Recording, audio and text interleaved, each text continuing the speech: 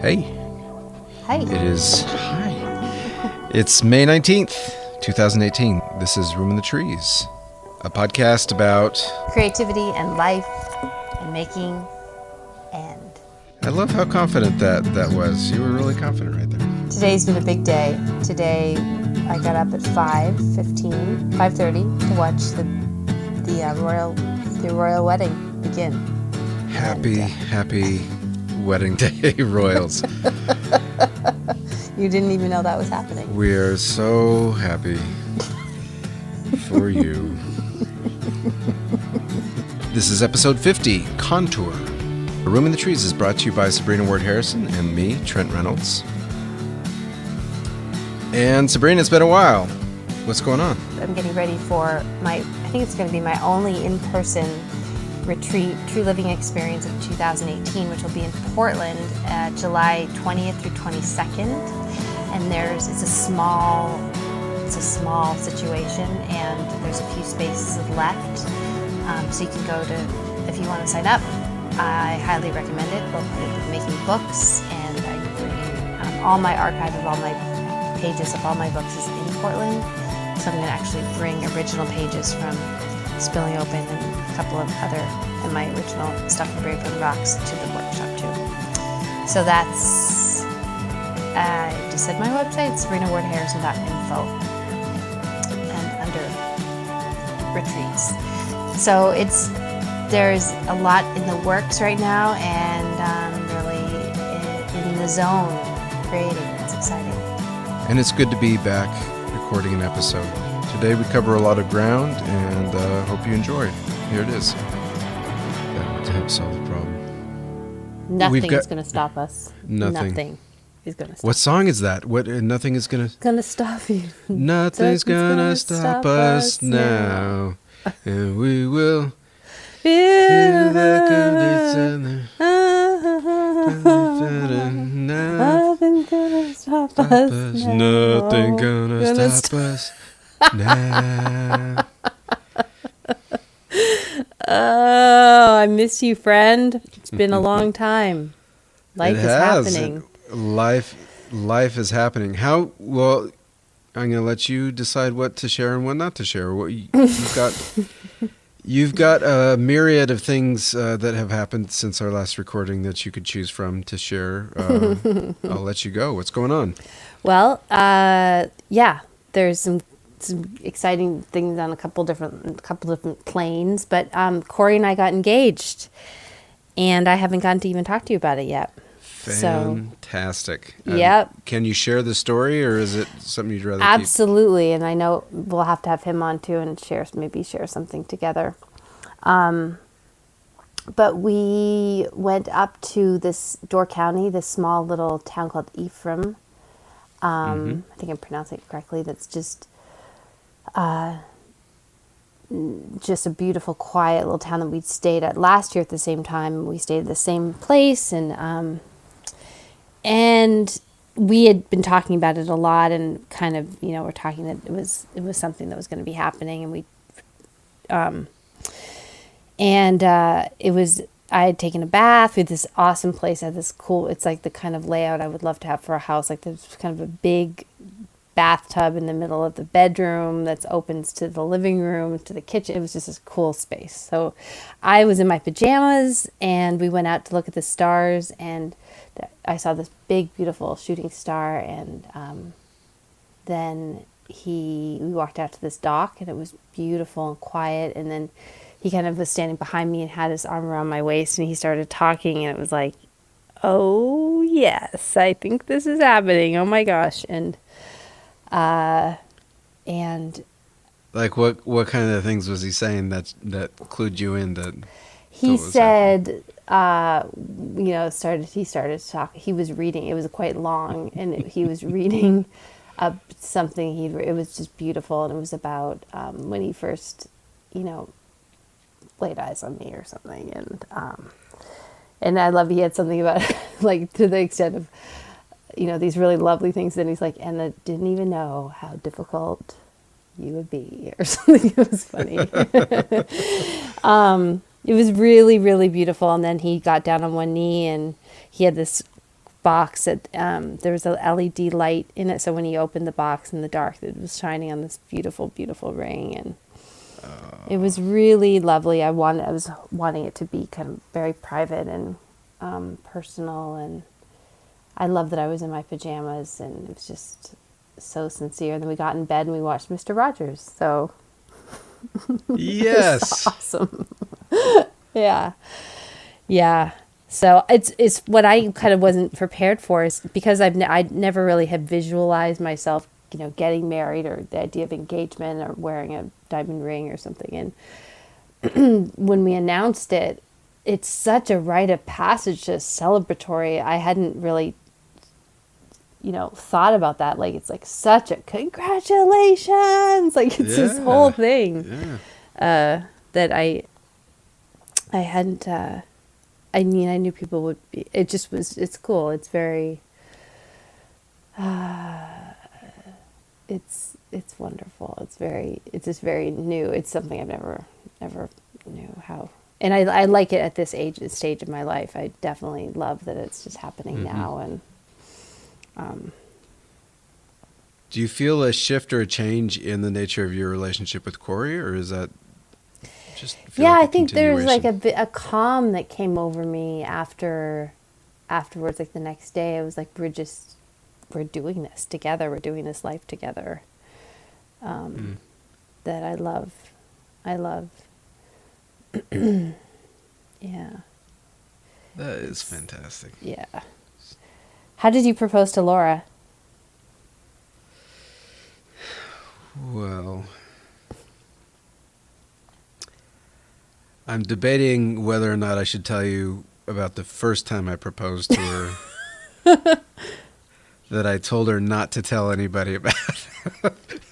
Oh. So it's not that embarrassing. I can share, but essentially, she had been living at my parents' house for the summer, so we could be closer together. She's from Delaware. Yeah. And had planned on going back to Delaware for the summer, and I was just starting to teach at SMC at the time, and was living in Pasadena. So she was living with my parents. She had been there the whole summer. In her mind, she thought I was going to be proposing a lot sooner than I did, but I never quite felt like it was the right time, and I wanted to feel like we were okay just being together before I... anyway... So it was at the end of summer, and she was kind of at her end, just feeling frustrated that things hadn't really gone how she'd intended.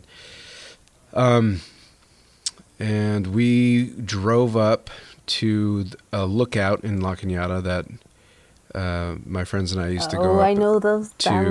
Yeah. You know the lookout. Mm-hmm. Yeah.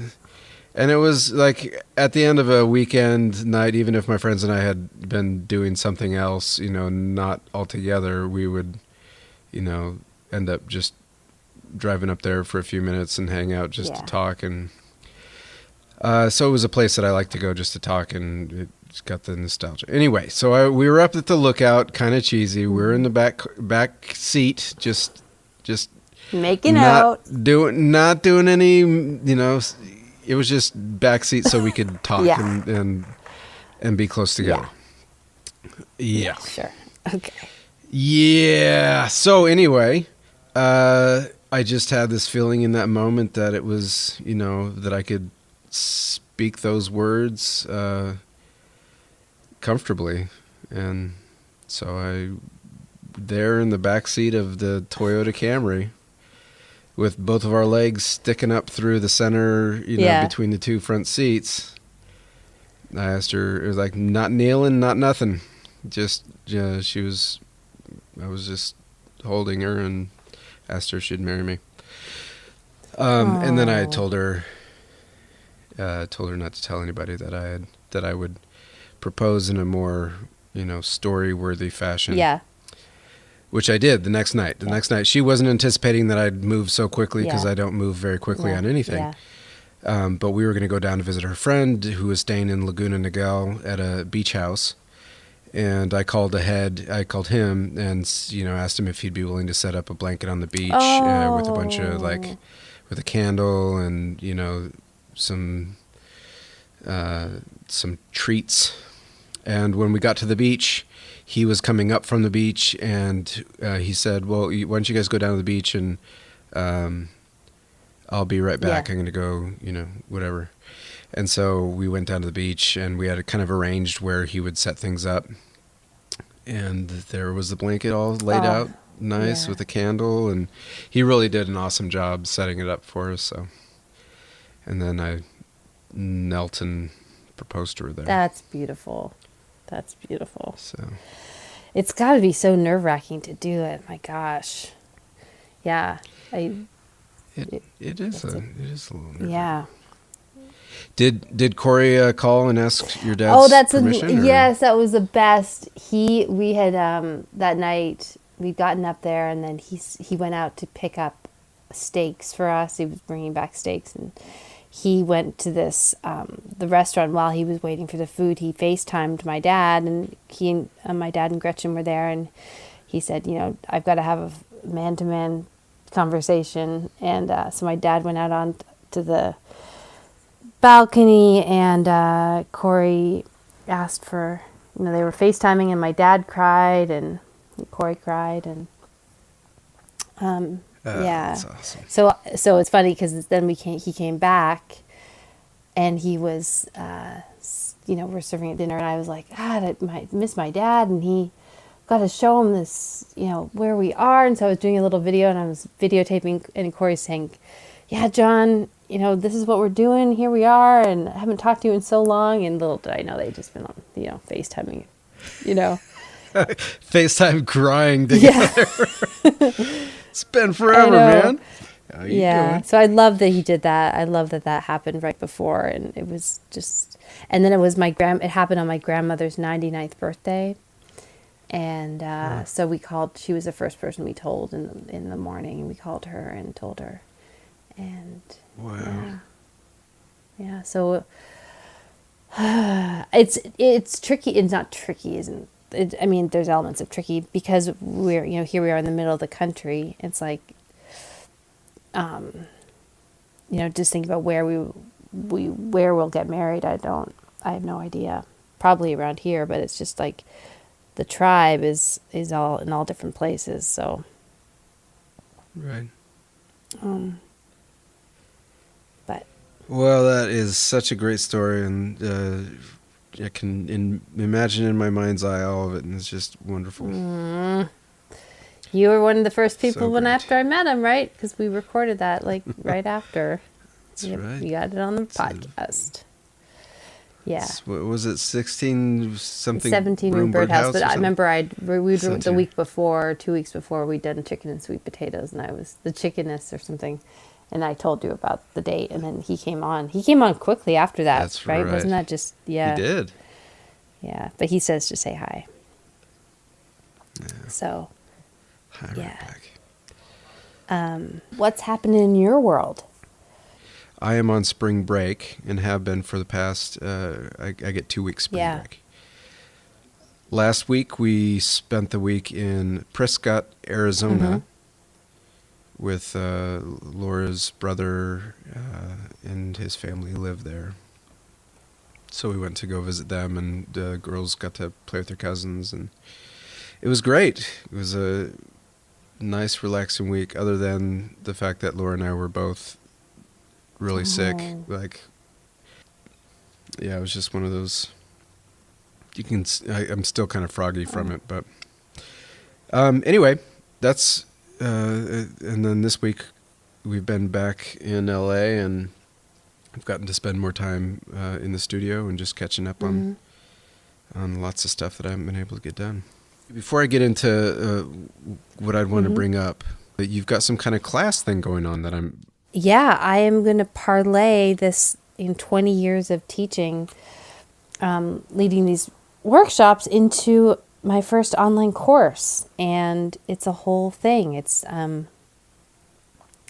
there's, so much interest all around the world, and I can't get all the way, to all these places. And so, Right. Yeah. I'm really excited about the new possibilities and formats and ways to interact, and engage with people and do it in a creative way and my own random style. I think that's the epiphany I came to yesterday and the day before was like, I got to just do this the way Sabrina would do this. This is going to be like, it's going to be its own thing. And I was like, because I was like, do I have to write a script? I'm like, no, that's not how, I'm just going to talk. I'm just going to talk.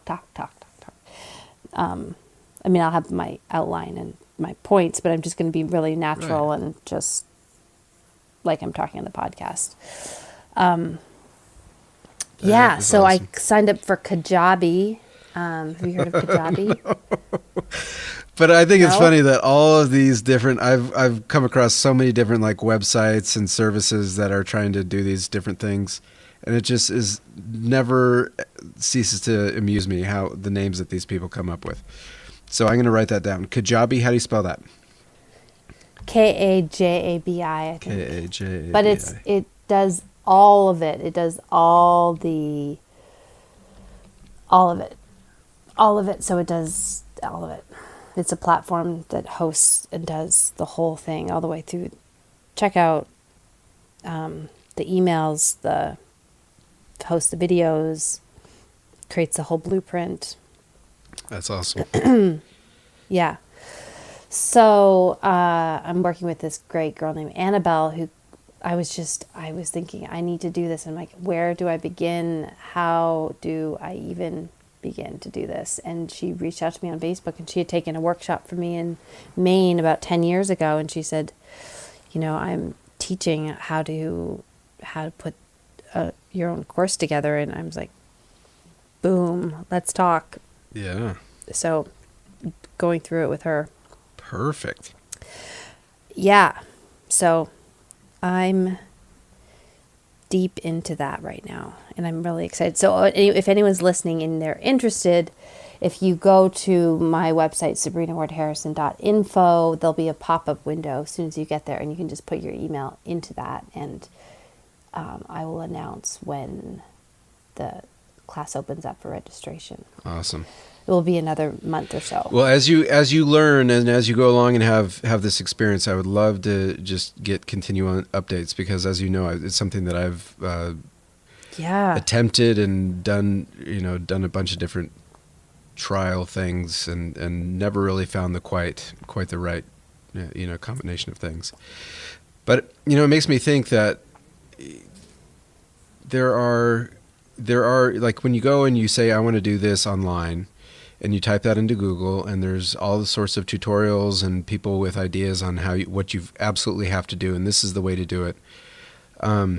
Just like making art, there you can type in a search for how to do this in art, and there's going to be somebody to tell you this is absolutely how you have to do it. Yeah.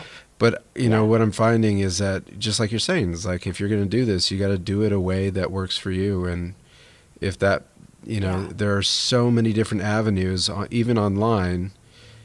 To pursue some kind of community and communication. So you just got to work through it and find the way that works for you.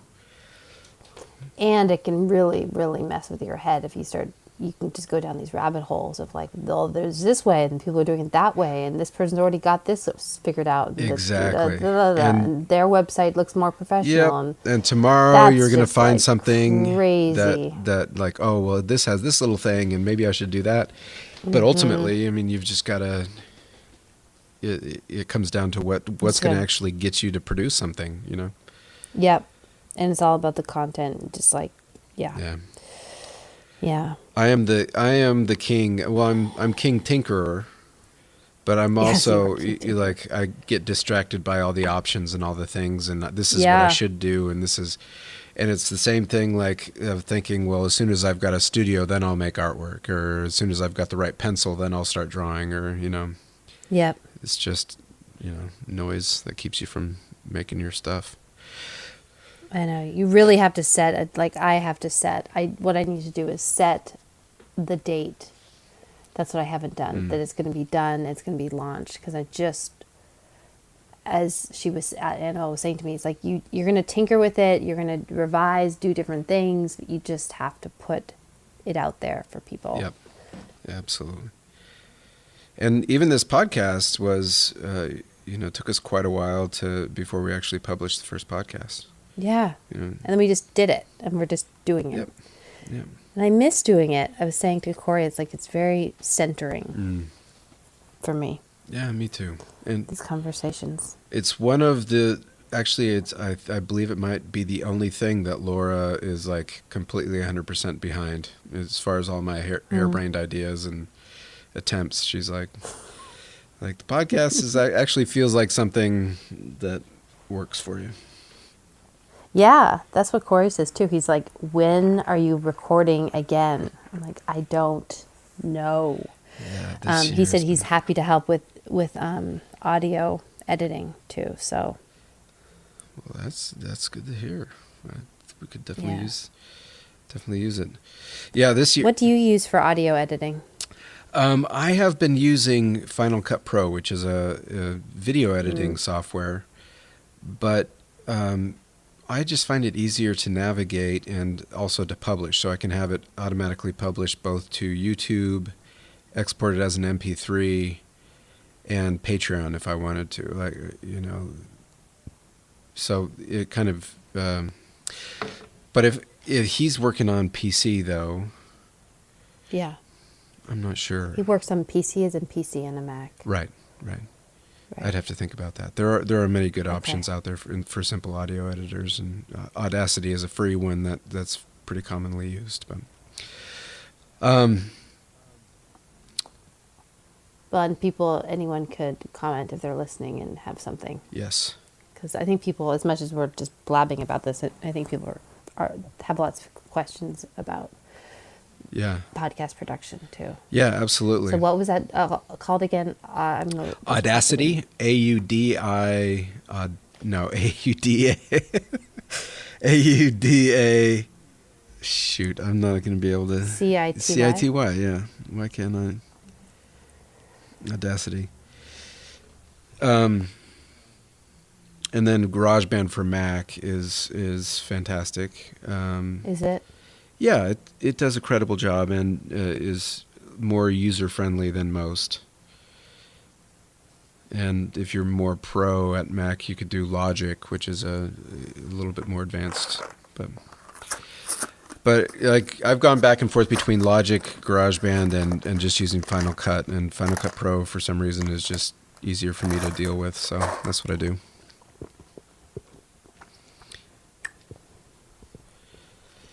What's your latest snacking thing? What's my latest? Go to.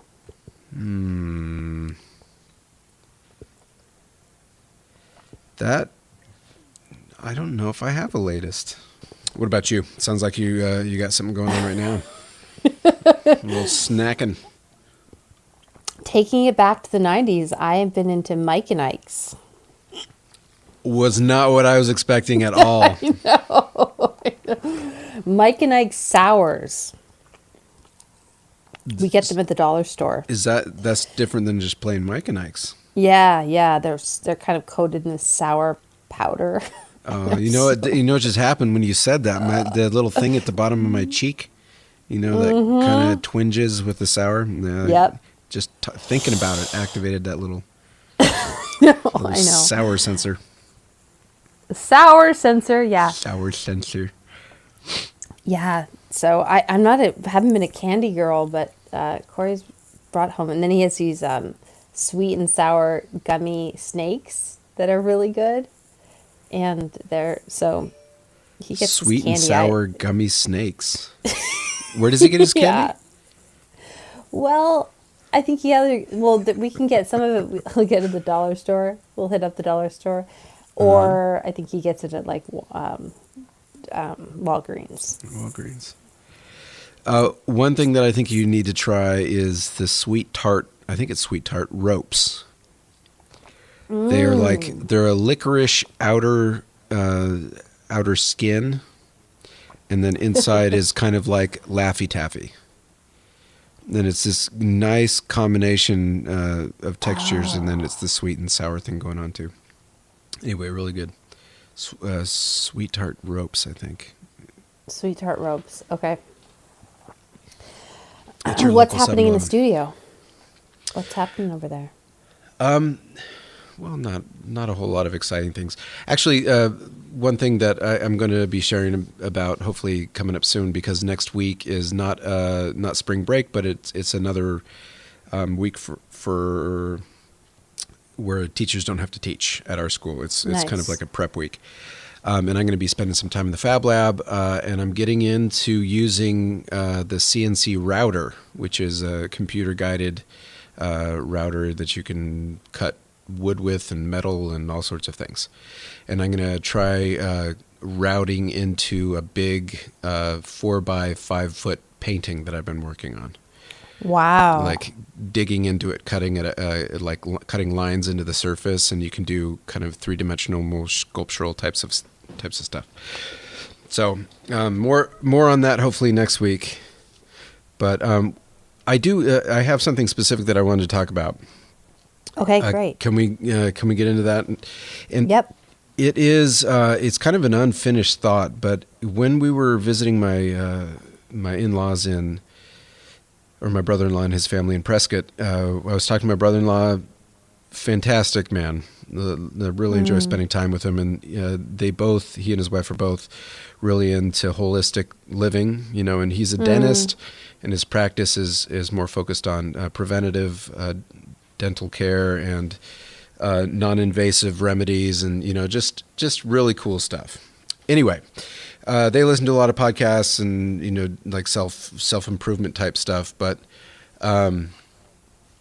what I wanted to say is, we were sitting with the kids at their community pool talking about boundaries.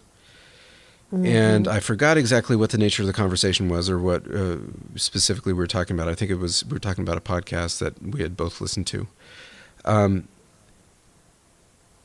But the model, the metaphor that he used, caused what I felt was like a pretty significant shift in how I thought of boundaries, and that's what I wanted to talk about. This is going to be a little bit of me talking. I hopefully that Good. doesn't get too People monotonous. love listening to that. Yep. Well, and this is stuff that I haven't really kind of resolved in my own head, so I'm Yeah. kind of thinking through this as I Good. go along. Good. But we've talked about boundaries a lot before, Yep. and I guess to explain what the shift, I'd like to kind of paint a picture of something you might experience in an average drawing class. You go into a drawing class, and you typically start with contour drawings, right? Contour drawings you use, like say you're drawing an apple. You draw the line that around the apple, right? The shape, the contour, the outline, right? It's not a silhouette as much as it's a kind of description of the outer edges of an object that you're trying to describe, right? So you know where the apple begins and where the background ends, or vice versa, by that contour line, that dark line. But in reality, when you're looking at an apple, you don't see a dark line around it, right? You see the background, say it's a dark apple, like a dark red apple on a white background.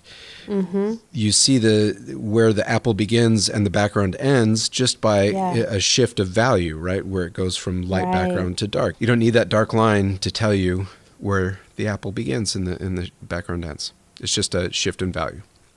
Does that make sense?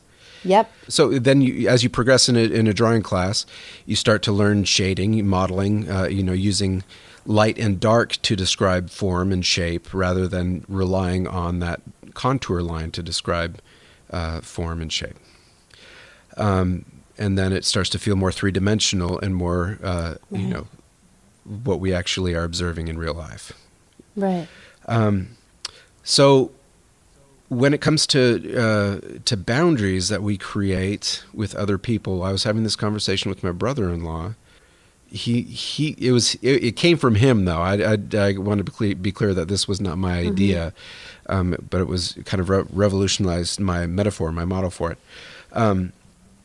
Was that rather than thinking about creating a boundary, say for your kids or for a friend that's you're feeling is taking too much, or along the lines that we've talked about before with boundaries.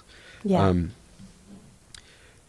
It's about defining yourself more clearly than it's more about defining yourself more clearly than it is about putting up a wall, right? That is interesting. Yes, I love that. So do you see that. the analogy I'm making Yep, between it's that a great and analogy. and these Beautiful. contour drawings, right? Totally get it. And That's very cool.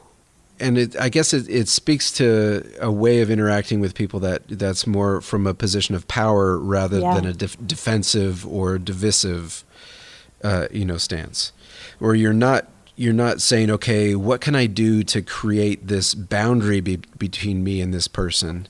Instead, you're saying, how can I communicate to this person or to the world that this is where I end, or this is where Yeah. my limit is. And by communicating that clearly, then other people understand that. And, I guess we have to have a certain level of trust that other people will respect, those limits and boundaries. But I think having that in our mind, though, and having that as the metaphor, rather than thinking of us trying to separate ourselves more from other people, is just a more, more empowering, more communicative and uniting way of thinking about it, It's very interesting. That's a beautiful analogy, and it's like you are the boundary. Right. Exactly. Yourself being your full self is the boundaries of you. Yes, exactly. And sometimes we're feeling invaded, and what we really need to do is just strengthen our narrative about that part of ourselves rather than protect it. Yeah. I love the idea of strengthening that narrative about yourself. What can you think of an example for you? No. I'm trying to. It's easy to kind of float into these vague descriptions and metaphors, but it's harder to find a specific example. Or where you would like to create that more for yourself? Well, I think with my family, I've there's certain members of my family that are more vocal and more aggressive in how they relate to the family and family dynamics. Yeah. And I've always grown up with the internal dialogue that, I just need to get out of the way. I'm the fourth of 6 boys. Nobody needs another opinion. Nobody needs another voice. And I think that has resulted in me not feeling relevant, connected, valued, heard, in that context. So that doesn't necessarily sound like boundaries, but it is, but maybe in the opposite direction. Yeah. Like I need to push out Yes. the boundary. Yes. So that there's space for me, Yes. It's not something that's where I'm feeling invaded as much as I don't feel like I've expanded enough. Yeah. So being, in that case, maybe to use this metaphor, going and actually just trying to be more vocal in telling people who I am or where I'm at or what I'm doing or, sharing stories or, again, it's about defining or creating a narrative in that context, in that culture of the family or the context of the family. And staking some territory that is me, or creating territory that's me. Yeah. Yeah. And I think that, I love that. where I started going Yeah. we're thinking about that is in relation to our conversation about you and your relationship to the community of people that have found you through your books. And I don't know exactly how that relates. When you feel like you're giving more than you have to give, or people are asking for more than you have to give, the instinct is to withdraw and to try to limit or Right. cut off, Right. the flow. And I think maybe to to go along with what I've just been saying, the better way to approach it would be to strengthen that. Yeah. And define that more clearly so people understand exactly what they are asking of you, and so that they can understand more clearly who you are and where your contours are, where your limitations are. Yeah, and that being a beautiful thing, because to me that kind of comes back to, for me, thinking about the course, like, I don't have to do it the way someone else does it. That the more I'm clearly doing it my way, the way I'm going to do it, the more decisive that is, and the more effective, and then it will provide the people that are wanting that for me the truest version of myself and what I'm offering. And Exactly. Yeah. Exactly. And it becomes less. It becomes less about what their expectations and what's in their mind and what the things that they've created about you, and more about what you have, you are communicating about yourself Yeah. and what you have defined. And that's the risk anyone has to take, because when you're thinking about the audience, then you're not giving the benefit of surprise, that they don't even know. They may have an expectation. They may be thinking, Sabrina's course is going to be like this, and I'm picturing like that, and I really want it to be like this. But maybe what they're going to experience is the shape of it. Just don't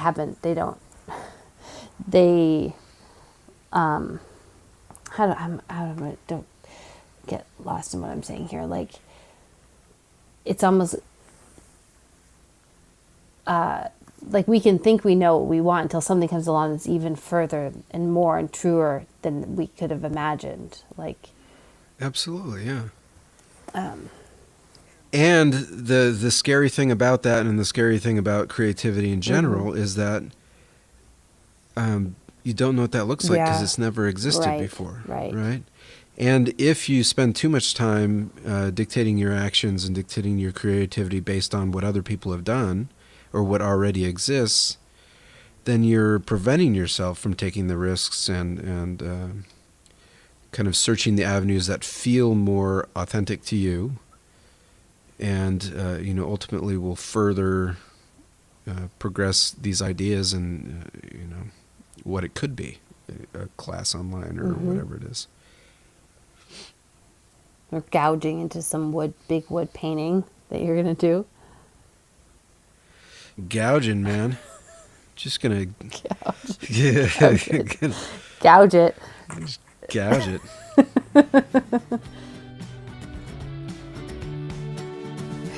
Another great conversation with ourselves.